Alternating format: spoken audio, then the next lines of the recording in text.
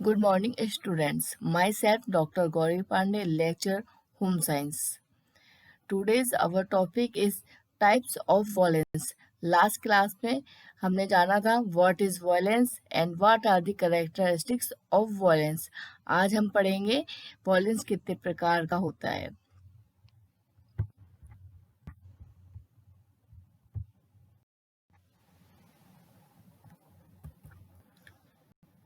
Types of violence. Verbal violence, मौखिक हिंसा. Psychological violence, मानसिक हिंसा. Physical violence, शारीरिक हिंसा. Structural violence, ढांचागत हिंसा. Vulgarity in popular culture, संस्कृति में अश्लीलता. वर्बल वॉयलेंस, मौखिक हिंसा. जब कोई व्यक्ति या समूह किसी दूसरे व्यक्ति या समूह को जान से मारने की धमकी या उसके जीवन को हानि पहुंचाने की धमकी या उसकी संपत्ति को हानि पहुंचाने की धमकी देता है तो ये मौखिक हिंसा के रूप में जाना जाता है. डकैतों, लुटेरों से पत्र भेज के उद्योगपतियों से धन मांगा जाता है. यह मौखिक रूप से हिंसा का एक स्पष्ट उदाहरण है. एब्यूजिंग, गाली देना. जब भी कोई व्यक्ति एक दूसरे से झगड़ा करते हैं तो गालियों का प्रयोग करते हैं. गाली करने से व्यक्ति को आघात पहुंचता है तथा उसमें उत्तेजना आती है जिससे कि वो झगड़ा करने के लिए प्रेरित होता है. डिसओबेइंग, अवज्ञा. सामान्य रूप से यह देखा जाता है कि जब कोई उच्च पदस्थ अधिकारी की आज्ञा को अधीनस्थ अधिकारी पालन नहीं करता तथा उसके द्वारा चेतावनी देने पर अपने उच्च पदस्थ अधिकारी को धमकी दे देता है तो इस स्थिति में हिंसा की स्थिति मानी जाती है. डर के कारण सभी अधिकारी ऐसे कर्मचारी से कुछ भी नहीं कह पाते तथा वह कर्मचारी अपनी हिंसात्मक गतिविधियों के बल पर अनुशासनहीनता करता है. अनेक अवसरों पर यह देखा जाता है कि उच्च जाति के व्यक्ति निम्न जाति के व्यक्तियों के बारे में एक अवधारणा बना लेते हैं. उनके लिए क्रोध में अभद्र एवं जातिगत शब्दों का प्रयोग करते हैं. इससे उनके मन में क्रोध और बदले की भावना आती है. निम्न जाति के व्यक्ति भी उच्च जाति के व्यक्तियों के लिए अभद्र शब्दों का प्रयोग करते हैं. इसको मौखिक हिंसा के रूप में स्वीकार किया गया है. धर्म, रिलीजन रिलेटेड वर्ड, धर्मगत शब्द. अनेक अवसरों पर यह देखा जाता है कि कुछ व्यक्ति धर्म के आधार पर लोगों की भावनाओं को भड़काते हैं या दूसरे व्यक्ति के धर्म की आलोचना करके उसे निम्न व अनुपयोगी सिद्ध करते हैं. इससे हिंसात्मक गतिविधियों को प्रेरणा मिलती है तथा इसको भी मौखिक हिंसा की श्रेणी में रखा गया है. इंसल्टिंग वर्ड्स, अपमानजनक शब्द. अनेक अवसरों पर यह देखा जाता है कि क्रोध में व्यक्ति उनके लिए अपमानजनक शब्दों का प्रयोग करता है जिनके लिए उसको सम्मानजनक शब्द बोलने चाहिए. यह स्थिति मौखिक हिंसा के रूप में जानी जाती है. बालकों के द्वारा क्रोध में अपने माता पिता को कष्ट देने वाले अपमानजनक शब्दों का प्रयोग करना तथा उनको उस कार्य के लिए धमकी देना जिससे उनके मन में आघात पहुंचता है. साइकोलॉजिकल वायलेंस, मनोवैज्ञानिक हिंसा. मनोवैज्ञानिक हिंसा के अंतर्गत वे सभी गतिविधियां आती हैं जो व्यक्ति को मानसिक रूप से आघात पहुंचाती हैं, जैसे कि टू मोटिवेट फॉर वायलेंस, हिंसा के लिए प्रेरित करना. अनेक अवसरों पर यह देखा जाता है कि एक व्यक्ति के प्रति दूसरा व्यक्ति इस प्रकार का व्यवहार तथा तथ्य प्रस्तुत करता है जिससे सामने वाला हिंसा के लिए प्रेरित हो जाता है. जैसे एक छात्र की पिटाई करने पर एक शिक्षक पिटाई करने वाले शिक्षक के बारे में उस छात्र के माता पिता से कह देता है कि उसके बालक की बड़ी बुरी तरीके से पिटाई की गई है, जबकि ऐसा नहीं होता और उसके माता पिता आकर शिक्षक को भला बुरा कहते हैं. इस क्रिया को मानसिक हिंसा के अंतर्गत लाया गया है. आत्महत्या के लिए प्रेरित करना, टू मोटिवेट फॉर सुसाइड. अनेक अवसरों पर बालक के असफल होने पर माता पिता उसे नाकारा कहते हैं या किसी का पति बेरोजगार है तो उसकी पत्नी उसे हमेशा ताना देती है. ऐसे करने से वो लोग काफी अवसाद में आ जाते हैं और एकदम चरम सीमा पे पहुंचने के बाद वे आत्महत्या का या सुसाइड करने का प्रयास करते हैं. ये सब मानसिक हिंसा के अंतर्गत आता है. टू क्रिएट मेंटल टेंशन, मानसिक तनाव उत्पन्न करना. अनेक अवसरों पर यह देखा जाता है जो लोग एक दूसरे से ईर्ष्या करते हैं वो एक दूसरे को मानसिक तनाव देते हैं. जैसे मानिए किसी क्लास में एक टीचर और एक स्टूडेंट में कुछ प्रॉब्लम चल रही है तो वो टीचर उसको धमकी देता है प्रैक्टिकल में कम मार्क्स देने की, तो इस प्रकार उसे मानसिक तनाव हो जाता है. और ये मानसिक तनाव उसको बहुत के लिए बहुत घातक होता है।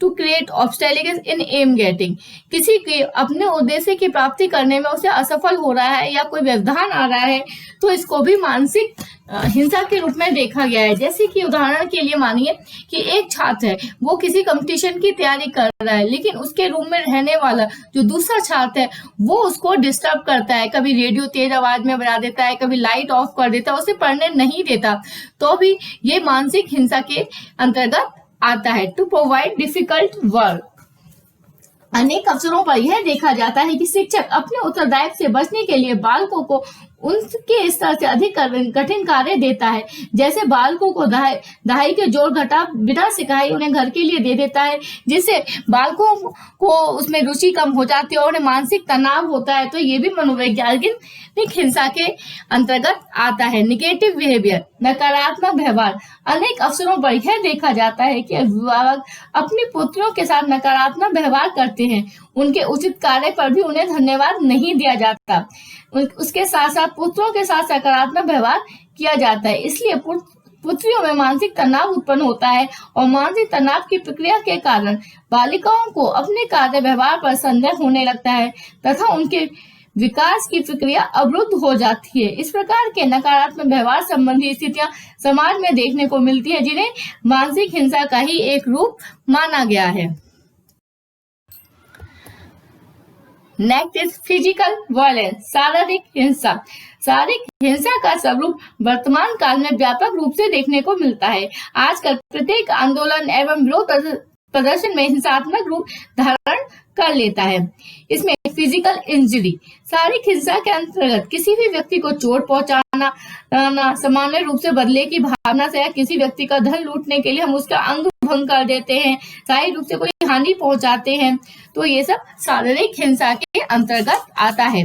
टू क्रिएट डेथ, जीवन समाप्त कर देना, अनेक अवसरों पर व्यक्ति धन संपत्ति संबंधी विवादों में अपने आप को दबंग सिद्ध करने में अनेक व्यक्तियों के जीवन को समाप्त कर देते हैं। वर्तमान समय में अनेक आतंकवादी संगठन अपनी मांगे मनवाने के लिए अनेक आधुनिक हथियारों से संपन्न लोगों को संपन्न संगठन का निर्माण करते हैं तथा उन निर्दोष व्यक्तियों की हत्या कर देते हैं। इस प्रकार की स्थिति शारीरिक हिंसा के अंतर्गत आती है। माल न्यूट्रिशन, कुपोषण, सामान्य रूप से कुपोषण एक प्रकार की भयंकर अव्यवस्था है।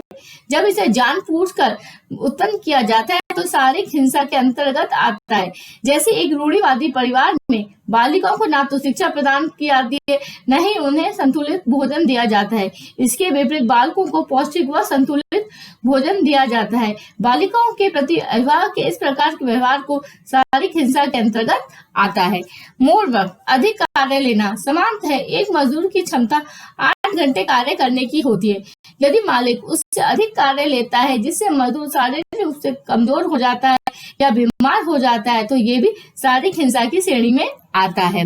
टू मेक स्लेव, दास बनाना, वर्तमान समय में आज भी अनेक देशों में लोगों से बलात् श्रम कराया जाता है तथा उनको दास बनाकर रखा जाता है। दास प्रथा को सरकार द्वारा एक अपराध घोषित कर दिया गया है तथा कोई भी व्यक्ति किसी व्यक्ति को दास बनाकर नहीं रख सकता। दास बनाकर अमानवीय ढंग से व्यक्तियों से कार्य लेना तथा उन्हें कैद में रखना शारीरिक हिंसा के अंतर्गत ही आता है। टू सेपरेट राइट्स, अधिकारों से वंचित रखना, सरकार द्वारा प्रत्येक व्यक्ति को अधिकार प्रदान किए गए हैं। इन अधिकारों के अनुसार व्यक्ति को सार्वजनिक सुविधाओं उपयोग करने से सुविधा होती है। यदि किसी व्यक्ति द्वारा दूसरे व्यक्ति को अधिकारों से वंचित किया जाता है तो ये शारीरिक हिंसा के अंतर्गत आता है। जैसे एक व्यक्ति बस में यात्रा करने का अधिकार है परंतु कंडक्टर उसको इसलिए उतार देता है क्योंकि वो किसी अनुसूचित जाति का है, तो यह उसका व्यवहार शारीरिक हिंसा के अंतर्गत माना जाएगा। इसके अलावा किसी से कठिन कार्य लेना भी हिंसा के अंतर्गत आता है। जैसे कोई 12 वर्ष के जो छोटे बच्चे होते हैं उन्हें कठिन फैक्ट्री में काम करवाना, ये सब हिंसा के अंतर्गत आता है। किसी को फिजिकल पनिशमेंट देना वो भी शारीरिक हिंसा के अंतर्गत आता है। किसी नौकर की डंडे से पिटाई कर देना कोई गलती होने पर, ये सब फिजिकल वायलेंस में आता है। स्ट्रक्चरल वायलेंस, संरचनात्मक हिंसा, इसके अंतर्गत आते हैं वॉलेंटेड मूवमेंट, सामान्य रूप से समाज में विविध प्रकार के आंदोलन देखे जाते हैं। संविधान के अनुसार प्रत्येक व्यक्ति को शांतिपूर्ण आंदोलन करने का अधिकार है, परंतु जब व्यक्ति किसी हिंसात्मक गतिविधि को आंदोलन की आड़ में करता है तो ये हिंसा माना जाता है। आतंकवादी गतिविधियां, टेररिस्ट एक्टिविटी। सामान्य रूप से वर्तमान युग में आतंकवादी गतिविधियों का बोलबाला व्यापक रूप से देखा जाता है। आज अनेक संगठन अपनी मांगे मनवाने के लिए हथियार उठा लेते हैं और इस प्रकार से आतंकवादी संगठन समाज के लिए हानिकारक तथा विकास को अवरुद्ध करते हैं। वार, युद्ध। सामान्यतः युद्ध को भी एक हिंसा के रूप में ही स्वीकार किया गया है। छोटे देशों के संसाधन तथा उनकी संप्रभुता पर बड़े देशों द्वारा आक्रमण करके उनका उपयोग अपने हित में करने का प्रयास किया जाता है। अनेक अवसरों पर अमेरिका द्वारा मानवाधिकार की आड़ में अनेक देशों पर आक्रमण किया गया है। इस प्रकार की गतिविधियों को हिंसा के अंतर्गत ही लाया जाता है। होम वार, गृह युद्ध। अनेक अवसरों पर जब जातिगत धर्मगत हित टकराते हैं, व्यक्ति समूह बनाकर अपने हितों की साधना करते हैं। इसके लिए विविध प्रकार के नियम परंपराओं का निर्माण करते हैं। जैसे श्रीलंका में तमिलों द्वारा पृथक राष्ट्र की मांग करना, सिखों द्वारा खालिस्तान की मांग करना, इस तरह के उदाहरण ही गृह युद्ध के उदाहरण हैं। इंडियन वर्ण सिस्टम, भारतीय वर्ण व्यवस्था। भारतीय वर्ण व्यवस्था सामाजिक रूप से हिंसात्मक व्यवस्था छुपी हुई है। भारतीय वर्ण व्यवस्था में ब्राह्मण, क्षत्रिय, वैश्य, शूद्र व पर आधारित मानी जाती है। ब्राह्मण को सर्वोच्च स्थान दिया गया है, शूद्र को सबसे निम्न दिया गया है। इस प्रकार की जाति विशेष के साथ अमान्य व असामाजिक व्यवहार किया जाता है। इसमें किसी भी व्यक्ति का विशेष दोष नहीं है, वर्ण एक सामाजिक संरचना का दोष है। आज के समय में इस वर्ण व्यवस्था के आधार पर अनेक जातीय संघर्ष होते रहते हैं। इसके अलावा कई तरीके के हमारे यहाँ रूढ़िवादी परंपराएं हैं। धार्मिक संरचना से रिलेटेड कई तरीके के हिंसाएं होती रहती है। कभी हिंदू धर्म में किसी चीज को लेके कोई गलत बात कह देता है, या किसी मुस्लिम या दूसरे धर्म में कोई किसी को लेके कोई बात कह देता है। तो इस तरीके की हिंसात्मक घटनाएं हमारे यहाँ होती ही रहती हैं। वल्गैरिटी इन पॉपुलर कल्चर, लोकप्रिय संस्कृति में अश्लीलता। सामान्य रूप से लोकप्रिय संस्कृति में अश्लीलता दृष्टिगोचर होती है। भारतीय सभ्यता एवं संस्कृति में विचार किया जाए तो लोक संस्कृति में यहाँ पर भी अश्लीलता दृष्टिगोचर होती है। फॉर एग्जाम्पल, गीत, सॉन्ग। सामान्यतः गीत दो प्रकार के होते हैं। कुछ गीत सामान्य जनजीवन एवं सामान्य लोक परंपराओं से संबंधित होते हैं। इस आधार पर विवाह संबंधी गीत एवं अन्य मांगलिक अवसरों पर गीत गाए जाते हैं। कुछ गीत हिंदी सिनेमा से संबंधित होते हैं। विवाह के समय कुछ गीत अश्लीलतापूर्ण होते हैं। इसमें महिलाओं के द्वारा किसी गीत के माध्यम से दूसरे लोगों को गालियां दी जाती हैं, जो एक हिंसा का प्रचारक है। डांस, नृत्य भी लोक संस्कृति का एक प्रमुख अंग माना जाता है। नृत्य को सामान्य रूप से श्रेष्ठ विद्या के रूप में प्राचीन काल से स्वीकार किया जाता है। नृत्य की उच्च कोटि की परंपरा भारतनाट्यम व ओडिसी आदि हैं। वर्तमान समय में नृत्य में अश्लील संकेतों का प्रयोग व्यापक रूप से होता है। वर्तमान में अश्लील नृत्यों का भी प्रचलन है। इस आधार पर नृत्य जो लोक संस्कृति की पवित्र विद्या थी, उसे अश्लील बना दिया गया है। आज दूरदर्शन एवं सिनेमा में होने वाले नृत्यों को सभ्य परिवार के साथ बैठकर नहीं देखा जा सकता। ट्रेडिशन, परंपराएं। विविध प्रकार की सांस्कृतिक परंपराओं को अश्लीलता से जोड़ दिया गया है। इन परंपराओं में कुछ संबंध हंसी मजाक से जुड़े होते हैं। ये हंसी मजाक किसी न किसी अश्लीलता से भी जुड़े होते हैं। जैसे देवर भाभी का संबंध या जीजा साली का संबंध पूर्णतः अश्लील मजाकों पर आधारित होता है। जबकि इस प्रकार की स्थितियां अनेक अवसरों पर हिंसात्मक गतिविधियों को भी जन्म देती हैं। ड्रामा, नाटक भी लोक संस्कृति का एक प्रमुख अंग माना जाता है। प्राचीन नाटकों पर विचार किया जाए तो उनके स्थानों पर अश्लीलता का प्रदर्शन हुआ है। इसी प्रकार विदेशी नाटकों पर विचार किया जाए तो इन नाटकों में अनेक प्रकार के अवध संबंधों से रिलेटेड कहानियां भरी पड़ी हैं। सिनेमा, वर्तमान समय में आधुनिक संस्कृति का प्रमुख अंग सिनेमा है। इस सिनेमा में संस्कृति ने अश्लीलता प्रदर्शन की सभी सीमाएं तोड़ दी है। सामान्य रूप से जनता को अश्लील फिल्मों को देखने की आदत हो गई है। वर्तमान समय में बेडरूम जैसे प्रत्येक फिल्म की कहानी का अनिवार्य अंग बन गया है। जिस फिल्म में जितनी अधिक अश्लीलता होगी वह फिल्म बॉक्स ऑफिस पर उतनी ही अच्छी मानी जाती है। इसीलिए सिनेमा में पूर्ण सुधार की आवश्यकता है।